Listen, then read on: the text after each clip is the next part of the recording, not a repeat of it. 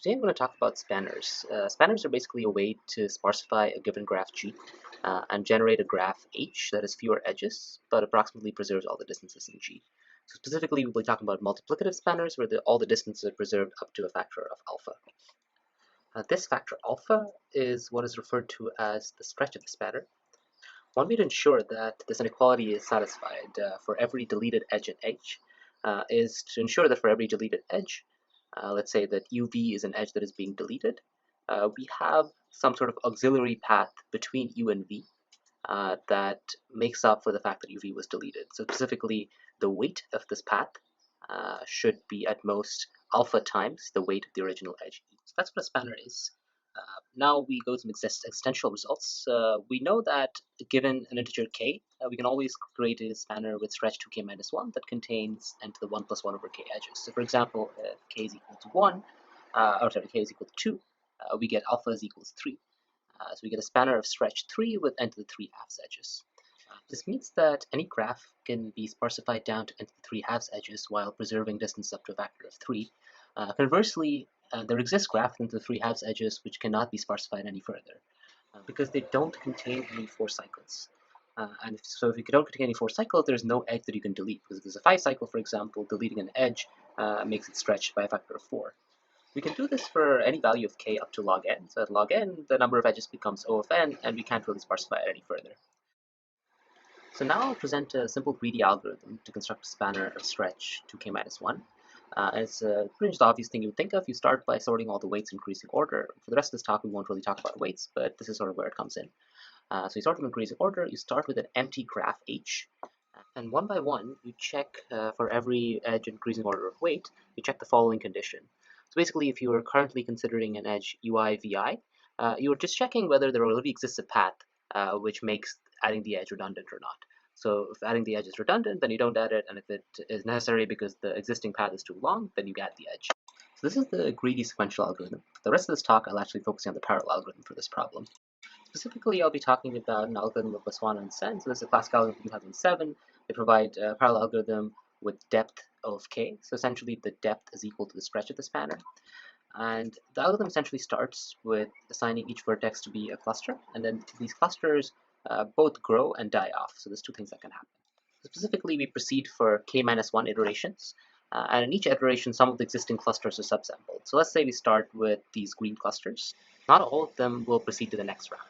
So only a few of them will be subsampled with probability n to the minus 1 over k, and these are the clusters that will sort of be promoted to the next round. Additionally, each of the sampled clusters increases radius by 1 unit in each iteration. So the unsampled clusters, the green ones, are just forgotten, but everything that is sampled sort of increases radius by 1 unit. So initially, each vertex starts as a singleton cluster, and over time, it grows to engulf more and more vertices. So there's also a second phase of this algorithm. So after k minus 1 iterations, let's consider how many clusters are still remaining. So if you look at the sampling probability after k minus 1 iterations, we see the number of clusters that are still remaining is pretty much exactly n to the 1 over k. The number of vertices remaining is exactly n, and essentially what you do is you join each vertex, each cluster, with one edge. So multiplying out, the number of edges is exactly what we expect, and this is where we can terminate the algorithm. So we won't worry about the second phase for now. Let's focus instead on the subsampling of the growth phases. Subsampling is pretty simple. You just take some probability and subsample vertices. More interesting is the growth. And in fact, instead of looking at the growth from the viewpoint of the clusters, we'll actually look at it from the viewpoint of a vertex v. So vertex v is adjacent to a bunch of old clusters, and let's say potentially one new cluster that's marked in red. We start by removing all the duplicate edges of the cluster. So if you notice that v is adjacent to one of the green clusters with multiple edges, we'll keep only one of them. And I'll explain later why this is okay, but it should be intuitively clear that keeping only one edge is sufficient to maintain stretch. We also do talk about sort of the internal structure of the clusters, which sort of basically is a rooted tree, but we'll get back to that. One thing to note is that this is not enough, because you might have many clusters and n vertices, and multiplying the number of vertices with the number of clusters will still result in too many edges. So we have to prune the edges further. So we divide into two cases. Given a specific vertex v, we consider the case when v is next to some sample clusters versus when it's not. Note that v can also be part of a sample cluster or not, but that is not what we care about here. We only care about the neighbors of v. So in case 1, when v is next to a sample cluster, we simply let that sample cluster engulf v. So we create a larger cluster that includes v now, and every other brown edge that is coming out of v sort of survives to the next iteration. And in case 2, if V is not adjacent to any sample cluster, in that case we actually add all the edges from V to the other clusters to our spanner. So the first case, it's actually easy to see why the number of edges that we add is small, because we're only adding at most one edge per vertex. But actually, even in case 2, we can sort of bound the number of edges, because if the degree of V in terms of how many clusters is connected to was very, very high, then it would be very unlikely that V was not adjacent to any sample clusters. Therefore, the degree of V in terms of the number of clusters adjacent to must be low. Specifically, it should be O of n to the 1 over k. With high probability, and this just comes from the fact that this is the inverse of the probability of sampling a cluster. So reiterate, V must have not low degree, but at least should be adjacent to a small number of clusters, which allows us to connect it to every adjacent cluster. So now I'll actually talk about these brown edges that survive to the next iteration of the algorithm. So the brown edges are all the edges in case 1 that were not deleted and that were not added to the spanner. So we were considering this sample cluster, and notice that it's connected to a bunch of green clusters that were not sampled. And so the vertex V could be somewhere here, which resulted in all these yellow edges being added to the spanner. The other case is that the vertex V is over here. And to illustrate this, maybe I'll modify case 1 a little bit. So let's say that this vertex in case 1 also becomes part of the sample cluster through the process that involves that particular vertex. And now the edges between these sample clusters, the brown edges, they can actually survive to the next iteration because they were not deleted or added to the spanner from either end. So another thing I'm trying to convince you here is that the spanner has this internal structure that is like a tree. And every time a spanner grows, the depth of the tree increases by 1 unit. So it grows 1 unit to engulf all its neighboring clusters.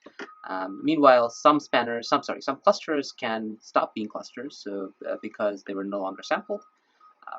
But the clusters that are sampled sort of grow as trees, and they may have edges between their endpoints. So quickly to recap the analysis of the size of the spanner. So case 1 only adds O of n edges, which is fine.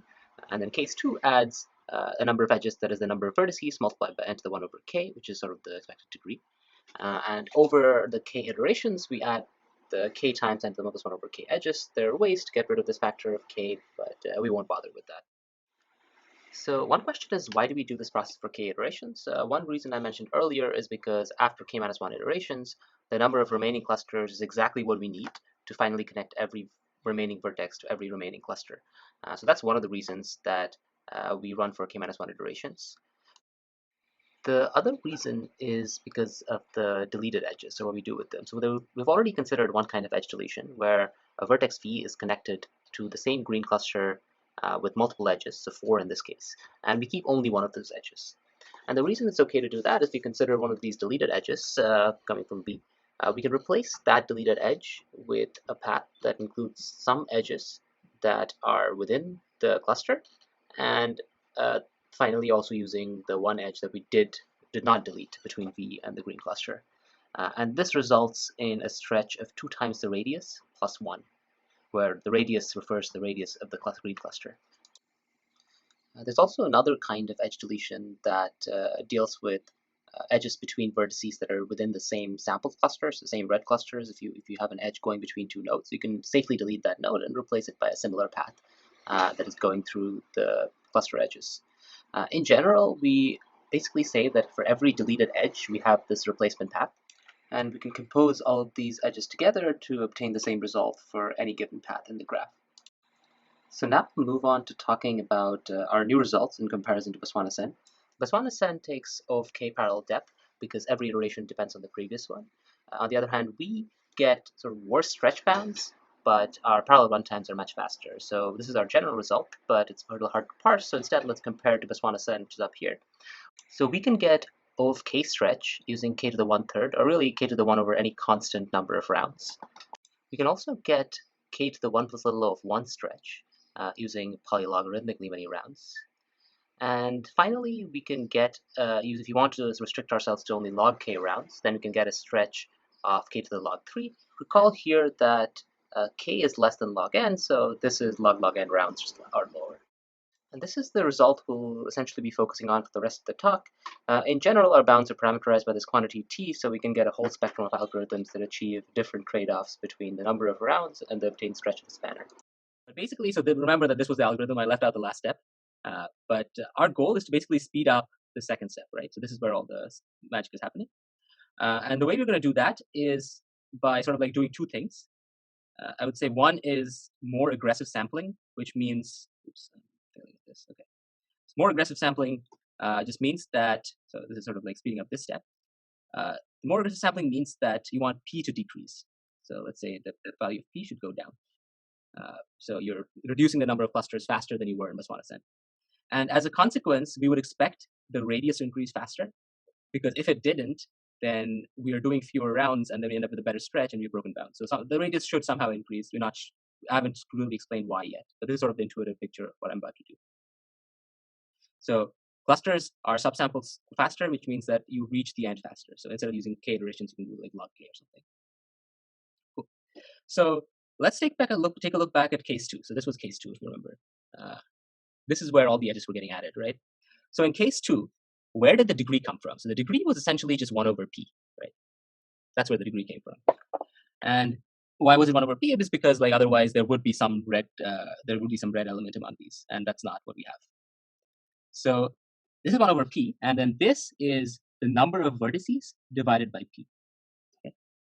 So the constraint is that if we want to decrease the value of p, we had better make sure that this value is also decreasing, which seems very strange because the number of vertices is not actually changing in the graph. So what can we actually do?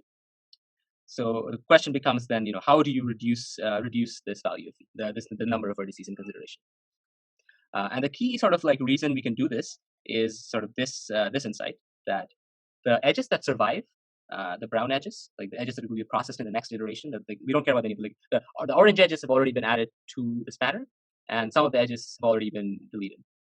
So what we care about is the brown edges, which will sort of determine what we do in the next iteration. Those are only between sample clusters, and this is not something that I've actually proved, and it's not even proved it's not even claimed in the original Biswas paper, as far as I know. I'm not sure why. I would say a little bit subtle that just claim that this is actually true, but just believe me for now that like if you the graph actually looks like what I drew down here. So it's a bunch of red clusters, like the current level clusters, joined by brown edges. And the big idea is to just contract these clusters. You contract the clusters into vertices and you obtain a new graph. So for example, this thing above would just become this graph below. I guess I missed one edge, so there should be.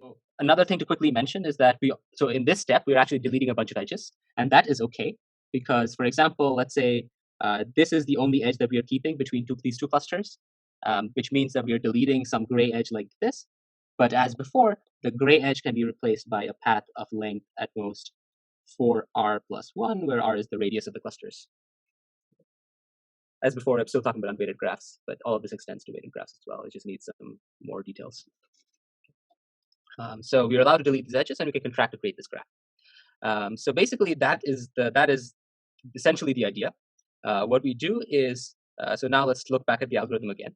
So the algorithm was before, so there was a sampling step and there was a growth step. Now we also add a contraction step. So before we go to the next iteration, we contract the current level clusters. And if you look at the contracted graph, the clusters actually never grow beyond radius 1, which is kind of weird to think about.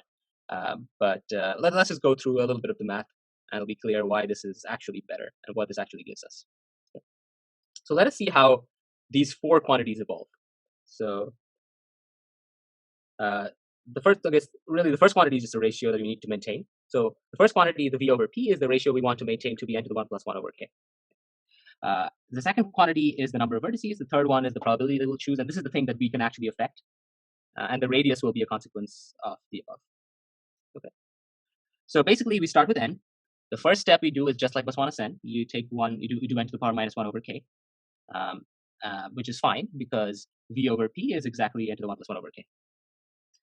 So now the next step, if we now decide to contract, okay, so now we contract here. So once we contract, now what happens is we have fewer vertices in the graph, which allows us to be more aggressive with the sampling. So we can actually pick a sampling probability something like this now. So this is a smaller number, and v over p is still like the 1 plus 1 over k. And basically you get n to the power 1, maybe I'll use a different color. Yeah, use, your v ends up being n to the power 1 minus 3 over k. And you keep doing this. Now your sampling probability can be even smaller, right? So now your sampling probability will be something like n to the power minus 4 over k. And then the number of vertices consequently will be n to the power 1 minus 7 over k. And hopefully now you can see a pattern. I guess I'll write another one. The next one would be n to the power minus 8 over k. And that this should sort of like tell you what the pattern is now. Basically, what is happening is that we are sort of, if you look at this in the framework of Biswas-Sen, in Biswas-Sen, this looks like n to the 1 minus 1 over k, 1 minus 2 over k, 1 minus 3 over k. So normally this would be 1 minus 2 over k. Normally this would be 1 minus 3 over k. So compared to Biswas-Sen, we are actually going exponentially faster in some sense. But there is a price to pay for this. However, in general, let me just write down the expression. So in general, it would be, if you go for some number of iterations, you would end up with n to the power 1 minus 2 to the power I minus 1 over k. Something like this. And just quickly to see how this goes, like if you set, so if you take n to the power 1 minus 2 to the power log k minus 1 by k, this is just equal to n to the power 1 over k. Okay? So this log k is the iteration number. And that's the number of iterations you need now. So as I promised you, I'm like showing you the log k depth algorithm that gives you a stretch of k to the power log 3. So that's how the number of vertices grows. The other question is, how does the stretch grow? And the stretch can basically be equated to the radius. So if you remember the two arguments that I gave you before, so one was here, I guess, before r plus 1, and the other one was when it was 2r plus 1. So basically the stretch is O of radius, is something you can assume here. So because stretch is O of radius, we just want to figure out how the radius is growing. And how is the radius growing? So you can sort of see what I drew some like representations here. So the first level clusters just are singleton vertices. The second level clusters are sort of like depth 1 trees. The third level clusters are a little bit weird. So it's like, what is the depth? It's like 1, 2, but then so there's like there's 1. There's still within one cluster, but then it could look like this, right? Like the second tree might be attached on its side. So that's this value is not actually just 2 or 3. It's going to be something like 1, 2, 3, 4, something weird, and that doesn't tell you much. So let's actually look at what the recurrence looks like. So if you have some cluster that has radius r, and it is getting attached to another cluster which also has radius r with some edge in between. So the radius of this new cluster is going to be what? It's going to be, I guess, 3r plus 1. Right? The plus 1 is not so important in the recurrence. So basically what ends up happening is that the radius at the end of all of these is going to end up looking something like, or it's going to look something like 3 to the power I. And let's just call it O of 3 to the power I. Because every time you go to the next step, so which is actually where sort of we can now start to see the problem here.